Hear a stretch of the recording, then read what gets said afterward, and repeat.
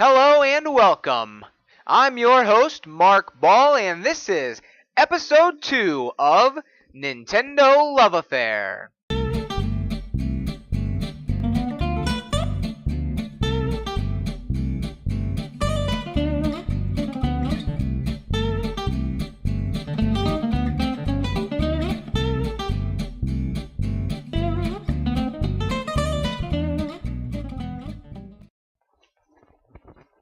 Nintendo Love Affair is an aptly named podcast for those who are dedicated to the Nintendo brand. I myself have fallen in and out with Nintendo over the years, and now, with the Wii U Smash Splat bundle patiently waiting for me under the Christmas tree, I am waving the Nintendo flag once again. Long live Nintendo, my friends. This week, we celebrate Kirby turning 23, get a history lesson on HAL Laboratories, and have a wonderful retrospective conversation with a special guest. All this and so much more. It's been a very exciting week for Nintendo. There have been plenty of announcements, and we have a lot of news to get through. So let's get going with new Nintendo news you need to know.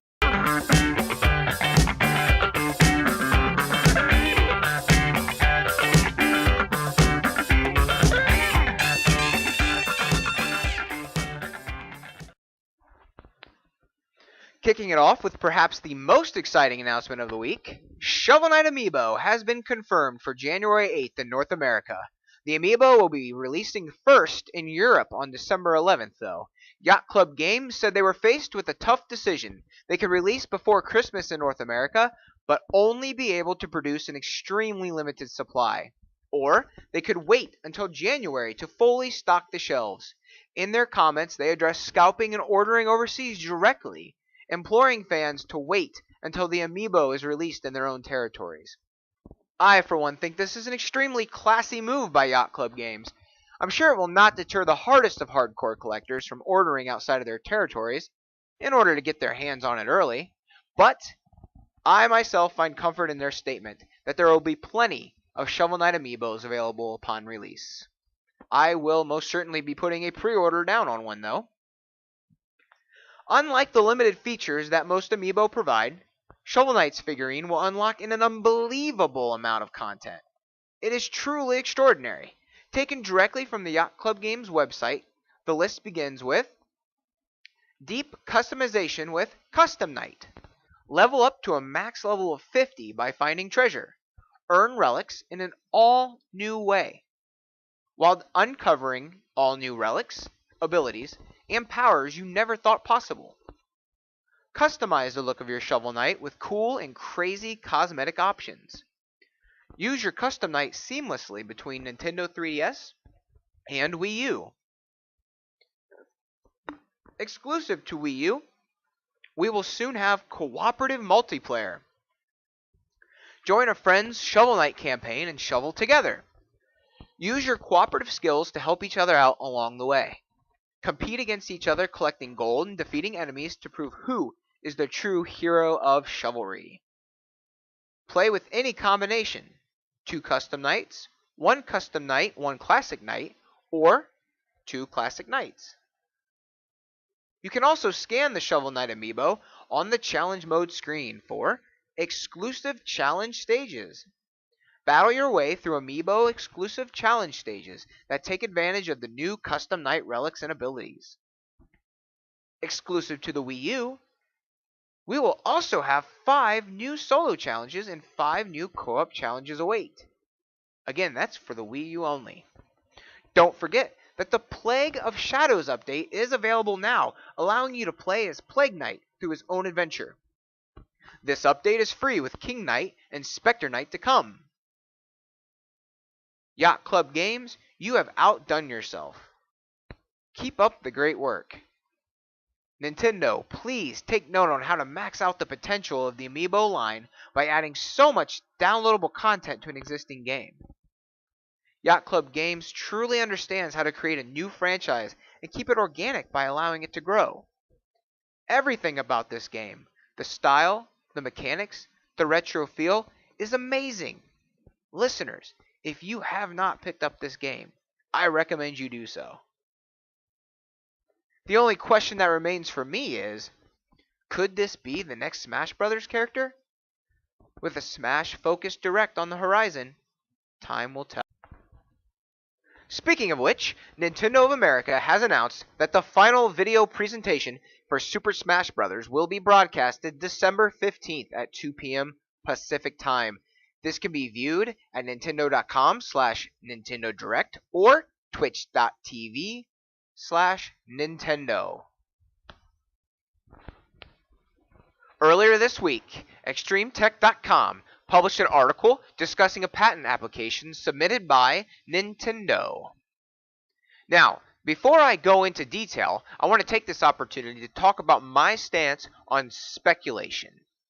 I do not want that to be a huge part of this show. It is my belief that we will know about the future of Nintendo when Nintendo announces it.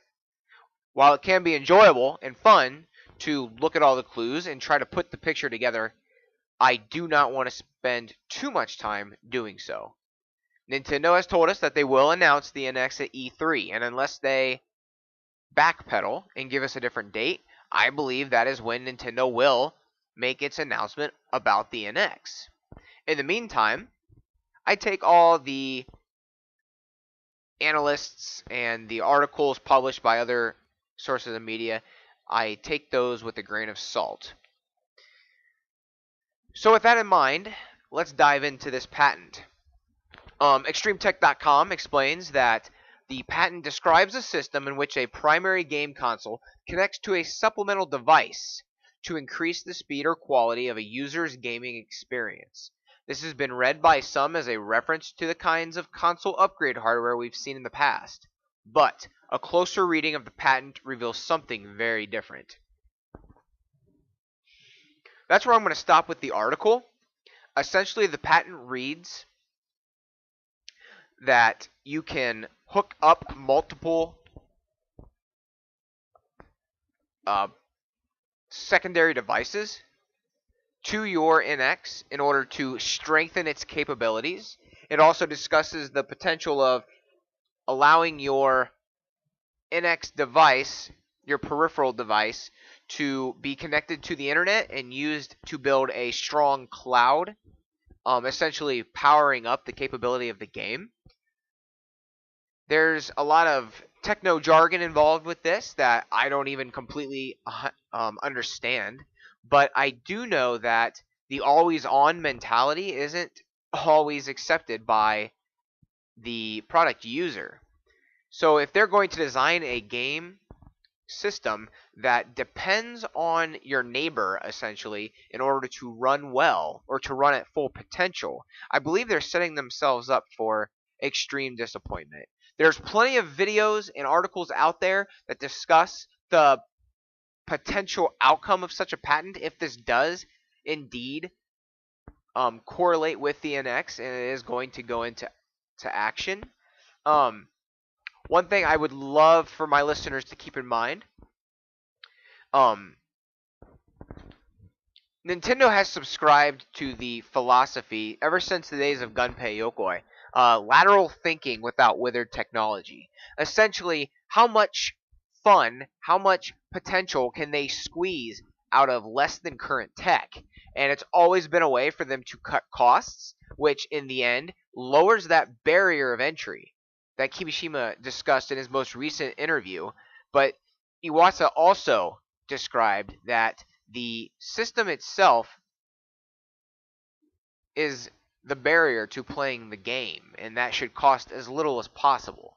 Again, this was the president. This is not Iwata's own philosophy. It was a continuation from his predecessor. But I don't think, just with Iwata's passing, that Nintendo would abandon that kind of philosophy. They want to be able to rally its user base, and the easiest way to do that is to keep the costs low. So there is some potential if the system does tend to go diskless. That would be a way to compensate for more advanced technology within the system. going with a diskless system would allow them to charge a reasonable price for cutting edge graphics and speed. I personally, though, would hate to see them give up backwards compatibility.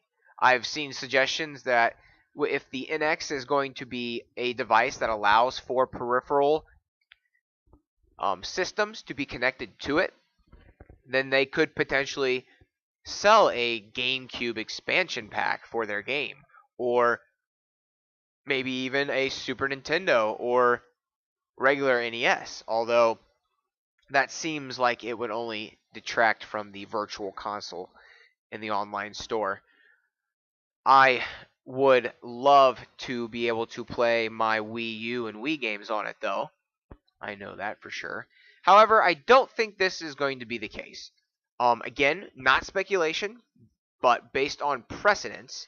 While many hope that Nintendo doesn't sacrifice backwards compatibility, the company's rhetoric that NX will be a third pillar departure, much like DS, suggests that they are in fact building a product that has its very own identity and mode of operation. Although the third pillar DS ultimately killed the Game Boy Advance, you could still play Game Boy Advance games on that system.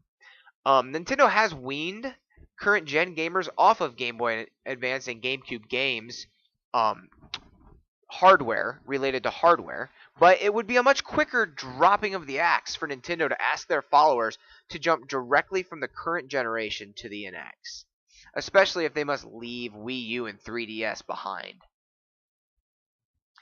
While the internets are ablaze with rumor and speculation, we will have to wait until E3 to find out more. Our last bit of news for the week, Minecraft announced for Wii U. This past Monday, Mojang announced that a fully fledged version of Minecraft would be released on the Wii U. This is a very exciting announcement for me. Although many haters are going on and on about how it's a little late to the party, I don't think this release date should adversely affect the reception. Pairing Minecraft with the Nintendo brand can only lead to more awesome things in the future. This will be my jumping in point for Minecraft, and the idea of pairing that universe with Nintendo's is very exciting. The possibilities for collaboration there are endless. That does it for this week's news. Now it's time for a break. Please enjoy the sweet, sweet sounds of Nintendo's very own Kirby Dream Land.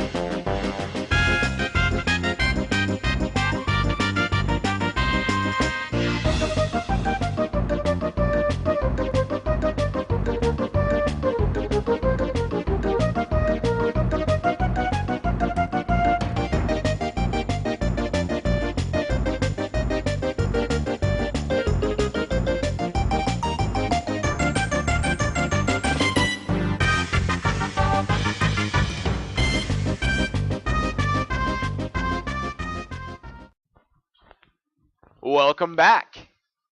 And speaking of back, let's travel back. Backward in time. And take a look at the good old days, thanks to our next segment, Nintendo Retrospective. What we do here is go back.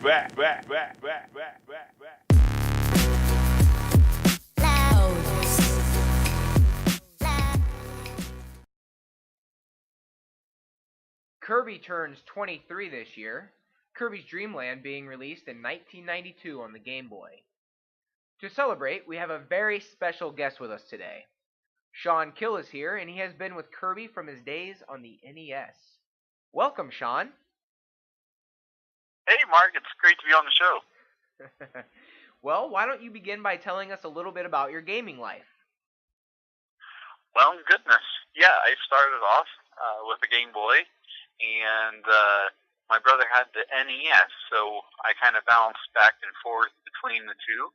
And the Game Boy was truly my first console, handheld if you want to be specific. And then Nintendo was my brother's, but as he grew older and away from it, I kind of got to take it under my wing.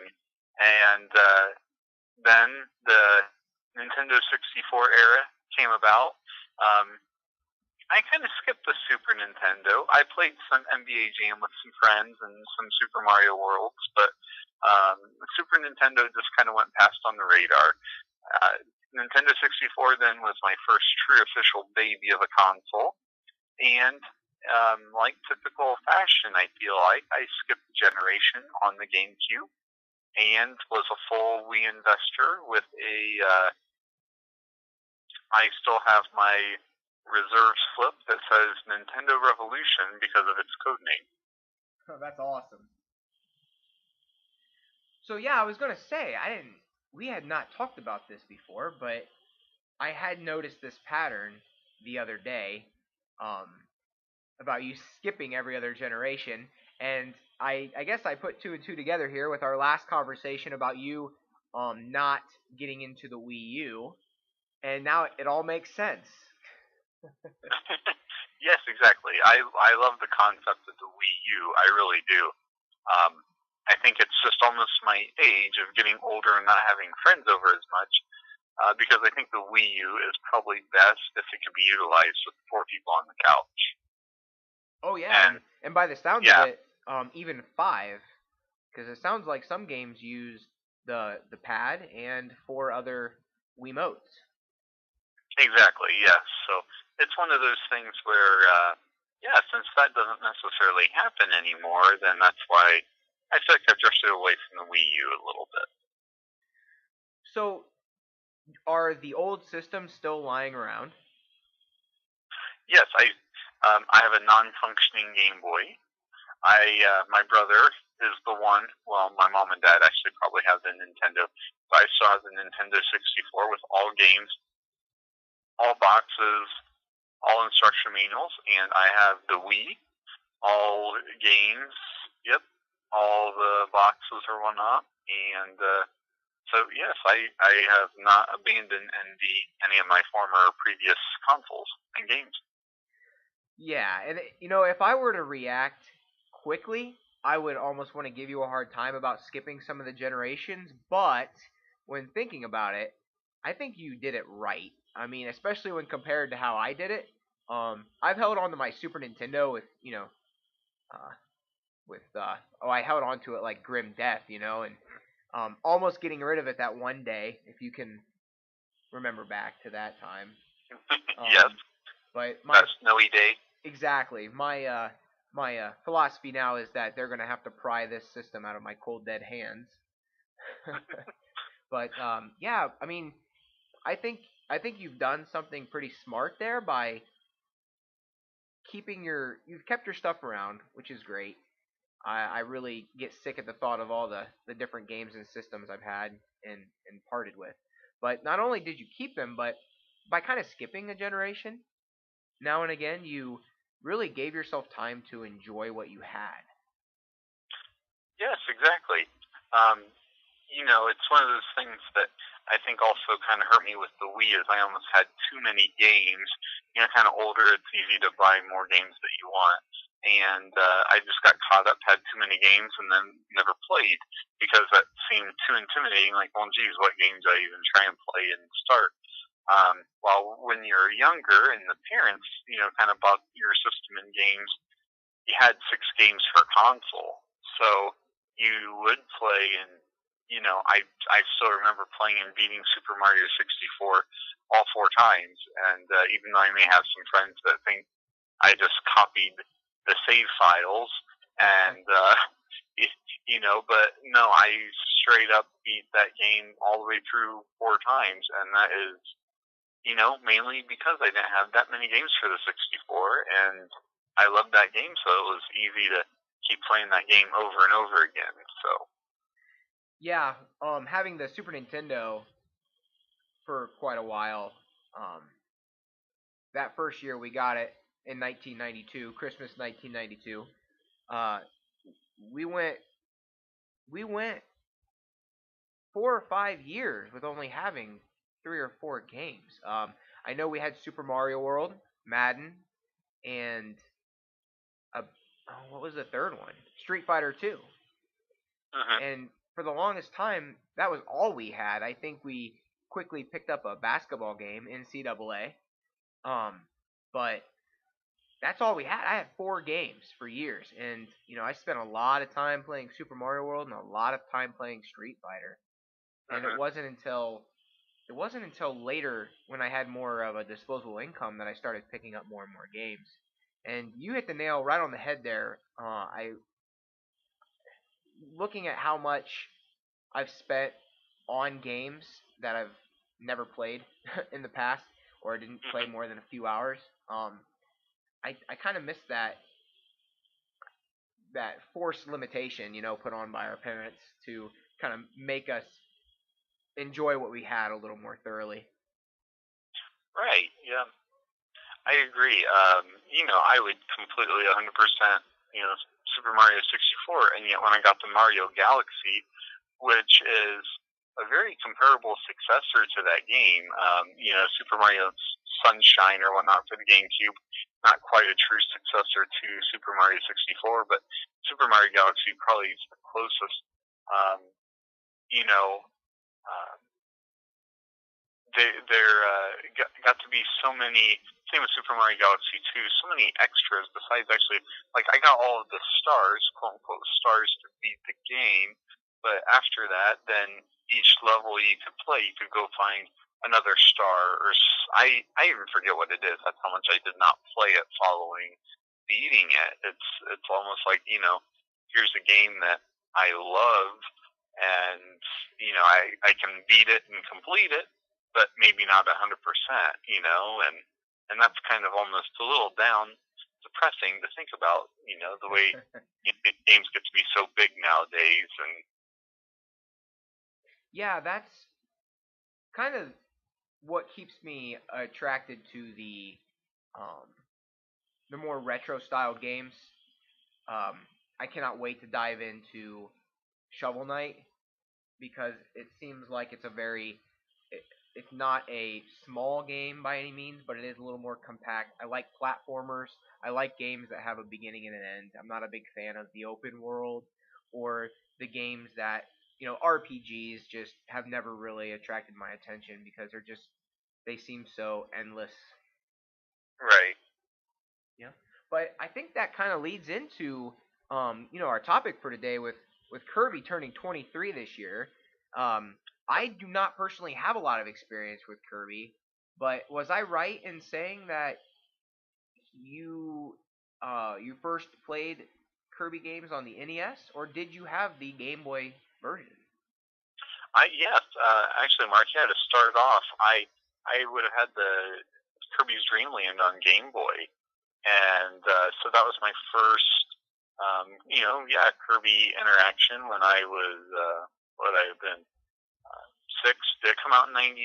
Is that correct? Yeah. So yeah, I've been 6 years old, and then that was a good year, wasn't it? It was, yeah. And then after falling in love with that, Kirby's Adventure came out for the Nintendo, and kind of like we talked about the other night, the idea that Kirby's Adventure came out in 1993. HAL Laboratories, the developer behind that game, towards the very end of the Nintendo, the NES life, and that's kind of where my brother was weaning off of the Nintendo and into his mature world, and so that was probably one of the first true games of mine that I got to have myself, that I didn't just play my brothers on the Nintendo NES. So it's a special place in my heart for a game that I remember. I only had a few handfuls of games on Game Boy, I had amazingly 2 fighting games. I had Mortal Kombat and I had Killer Instinct, and then Super Mario Land and Kirby's Dream Land. That's probably, if I remember correctly, all of my Game Boy games. And so, yeah, it was an easy decision to go with a Kirby's Adventure on the Nintendo system to kind of see the game in color, if you will. So. Yeah. Yeah, my first experience with Kirby was on the Super Nintendo, Kirby Superstar, and it was a rental. And I remember renting it at least 2 or 3 times, and I would always seem to get stuck at the beginning bosses. And I don't know if I should be, saddened by this, but am I mistaken in believing that the Kirby games were always designed to be a little simpler so that they could be enjoyed by younger kids? Was I just a really poor gamer, or? You're probably a poor gamer, Mark. We all know. No, yeah, I think they had a varying complexity, and yet, like this allure of, kind of like kid and yet adult. I mean, who wouldn't love to be able to essentially not really beat someone up, but suck them up and then have their power? And, yeah, some of those powers were, I just loved when they progressed through the game. You started off with some kind of common stuff at the beginning, like, a sword and a laser or whatnot, and then you got to be like a rock later in the game and that. But I think it kind of allured to the imagination of young and old. So, yeah, we'll kind of say maybe a boss or so tripped you up back in the day, huh? Well, thank you. Kirby, from your perspective, what is it about Kirby that's fun? Or what's your favorite aspect of his games?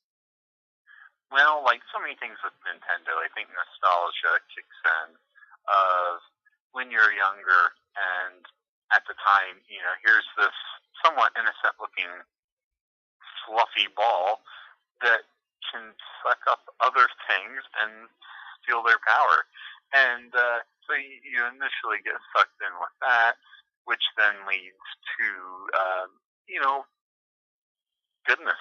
I went from the Nintendo version, and I missed out on the Kirby game for the 64. Yes, and I owned a 64, and I remember almost wanting the game, but thinking, maybe it'd be more like open world, like Super Mario 64. But I think Kirby and the Crystal Shards, if that's what it was called, or Kirby 64.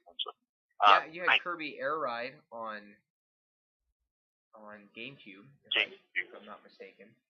Yeah, and so it's like I missed out on that game, and so it's like my next Kirby interaction was for the Wii. One of the games that I have that I've yet to even play was Kirby's Epic Yarn. Have heard is actually a fairly good game, fairly simple, very kiddie-ish, if you will. I don't think you can quote unquote die in it, but the way it sounds like it was quite charming and good. So that's why I actually do have that game, but I guess I haven't played it yet. But I did get the Kirby.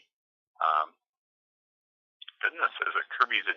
Not Kirby's Adventure, but I forget what the Kirby title is for the Wii. I actually forget what the technical title is, and I beat. It was a lot more like Kirby's Adventure. I thoroughly enjoyed it. Not really the puzzles, but the platforming kind of. Was it Return to Dreamland? Maybe, yes. Return to Dreamland. All right. So, yeah, good job with that. that. I did beat it, yes.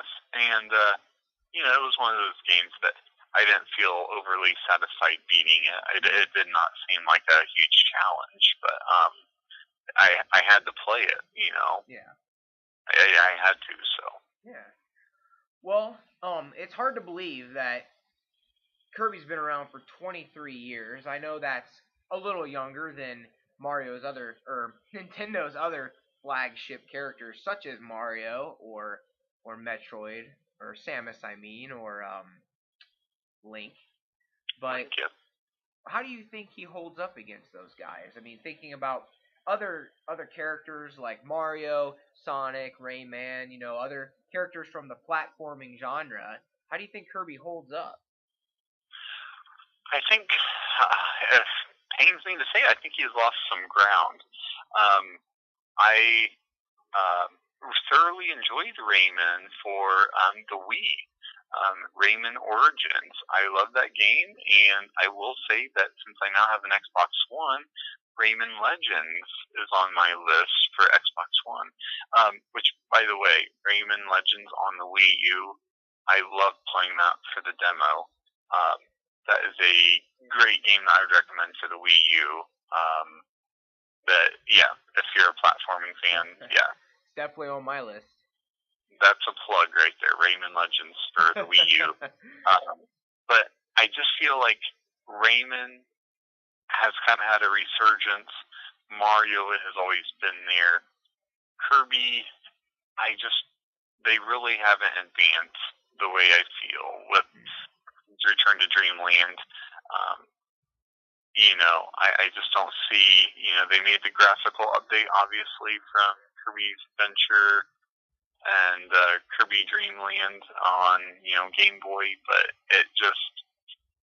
they haven't really revolutionized. Mario and Mario Galaxy, that was so much fun. Being out in space and the non-gravity and the puzzles that could open up to. But Kirby swallowing someone and taking their power has kind of, they don't really have that many good puzzles. I think they keep it simple so little kids can beat it, right, Mark? Yeah, yeah, that's what they say anyway. So, with that in mind, what do you think needs to come next for Kirby? What would you like to see, or what do you think would help kind of bring him back to the main stage? Well, I definitely think if they would keep, you got to keep what Kirby does. He takes their ability, but you almost need to kind of have like a dungeon, like a Zelda, kind of where you get a scene for that dungeon, maybe, where there get to be some great puzzles. So kind of keep with the adventure, or the platforming, but maybe throw a bit of an adventure in there too. Where you do have to, take this power and somehow get through a stone wall and like try and combine, maybe if you combine, powers, maybe that could be a new ability of Kirby. He could swallow someone that spits fire and also be like a rock or something, and, be a flaming boulder that can, break through an ice mountain, right? There you go. No, that is actually a really good idea. There's a lot of potential there for power combinations, especially with using that to solve puzzles. What came to mind when you described it like that was Scribblenauts. Yeah, Scribblenauts. Yeah. Yeah, I mean, write anything, solve everything. Yeah, exactly. And Mark. if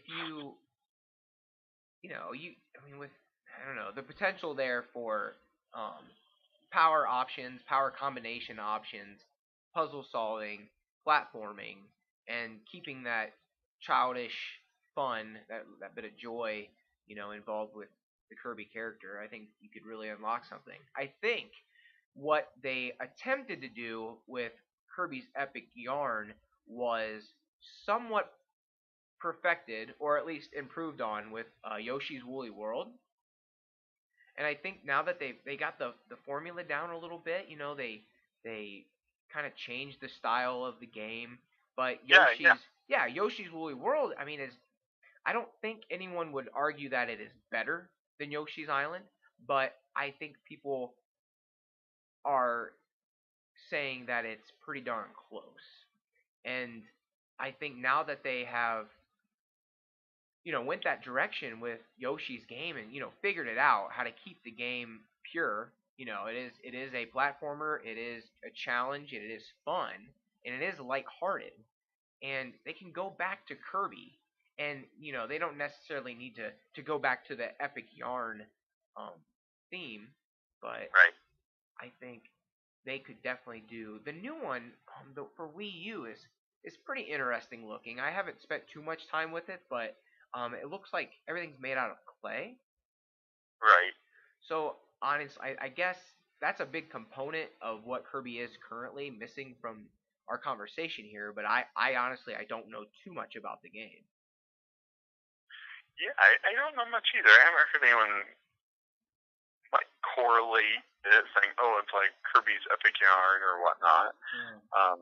But yeah, I don't know if it got good reviews or whatnot. Yeah, it is interesting that Nintendo is going with texture themes for these games.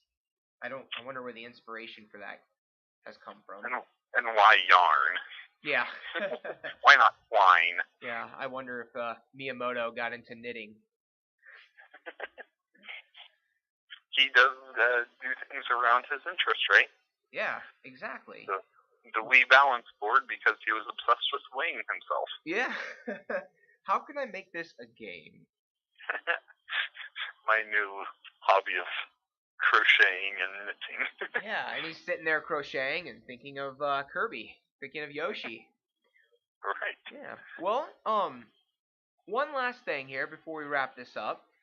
Speaking of, your pretty large Wii library right now, give us what's next. You haven't played yet. Give us something you haven't touched that you really, really want to dive into. What's next on your list? Ooh, that is a really good question. I have yet to really dive into even, speaking of Epic, Epic Mickey would probably be one of the top games I've yet to play. Metroid Other M is also another one I own and have yet to play. Yeah, I actually am pretty far with Donkey Kong. Donkey Kong Country Returns. I'm very, very far in that game, but haven't beat it. But to answer your real question, I would probably say Epic Mickey would be the game that I would like to play. And as much as I love Nintendo, yeah, that's the one thing I got sucked into with the Wii is owning all Nintendo games. And so playing a game, Epic Mickey, kind of, yeah, has a good interest to maybe break away from a Nintendo published game, per se. Mickey has the power of a paintbrush that can, I think it's got two abilities. You can erase stuff, like with a paint thinner, or you paint stuff and give it life. So if you need to try and get through a door, well, you do paint thinner, and then you can get rid of that door and you can go into the next room, I believe. Or if you need something to come to life, you can give it some paint and give it some life. Well, I know it reviewed pretty well, and I know a lot of people enjoyed it. So you'll have to come back on the show and give us your opinion and review of the game. Yeah, there's an Epic Mickey too, so I can't help but think it probably did get a pretty good review or whatnot. Excellent. Well, hey, thanks for joining us, Sean. It was nice having you. Yeah, thanks for having me, and I hope I can make it back on the show sometime. Definitely. We will definitely have you on. There are plenty of retrospective segments for the future, and considering your lengthy history with Nintendo products, it'll be nice to get you on here and get somewhat of an expert's opinion. Well, I will give my opinion at any time. Thanks, Sean. Oh, that's Sean Kill. What a great guy. I hope you enjoyed our conversation. Now it's time to bring the show to a close. Let's reminisce with the back of the box for Kirby's Dream Land. Kirby's Dream Land. Kirby to the rescue! Dreamland is in peril. An evil king has stolen the magic twinkle stars. If they're not recovered, the people of Dreamland could starve. Meet Kirby, a roly-poly little hero, as he runs, jumps, floats, and swims in search of the treasured twinkle stars. He'll puff his way through castles, caves, dungeons, and forests. In his path are many wicked and greedy enemies, but Kirby has a special way to defeat them. It's non-stop action all the way to the top of Mount DDD. Kirby is certainly a character tightly tied in with Nintendo's history, and I think he often goes underappreciated. The joy he brings is a simple one, but joy nonetheless. Well, that does it for this week's episode of Nintendo Love-Affair. What's in store for next week? More Nintendo news, commentary, reflections, and conversation. See you then.